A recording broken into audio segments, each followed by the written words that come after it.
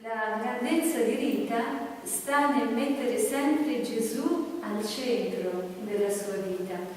So Rita is special because always, even during the hard times of her life, she always put Jesus in the center of her life. Lei prega molto per il marito e a un certo momento Paolo smette di portare le armi dopo il servizio di guardia. So she was praying all the time for her husband. As you know, he was fighting all the time, and the miracle happens, and the husband put down all the weapons, all the things. E perché quando finivano la guardia i soldati con le armi andavano e facevano un po' prepotenti, violenti. Facevano la guardia dove? Al paese ci sono le torri. Okay, sì, so there were the towers on the top of the hills to protect the region. So Paulo was one of the guardians of those towers. And sometimes they abused a little bit of their power as well.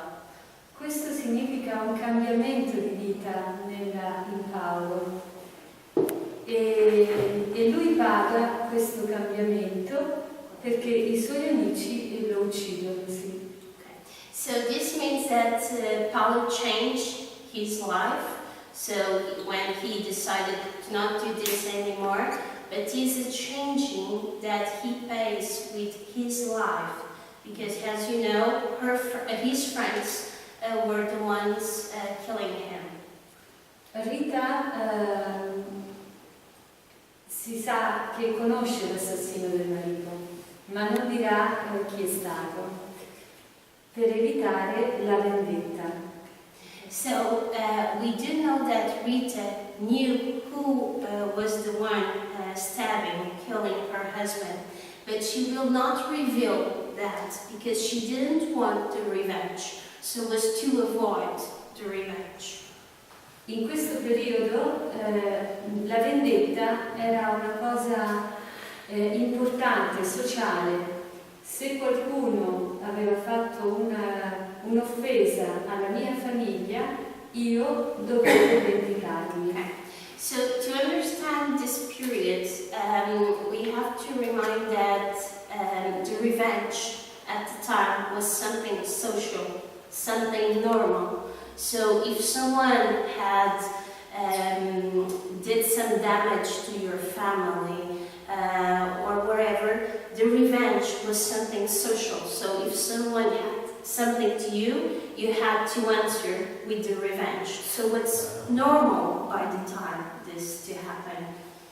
Rita si oppone alla vendetta con la forza del Vangelo, perché Gesù non parla di vendetta. Quindi voi dovete immaginare cosa vuol dire per una donna nel 1400 non accettare una realtà sociale imposta. Okay.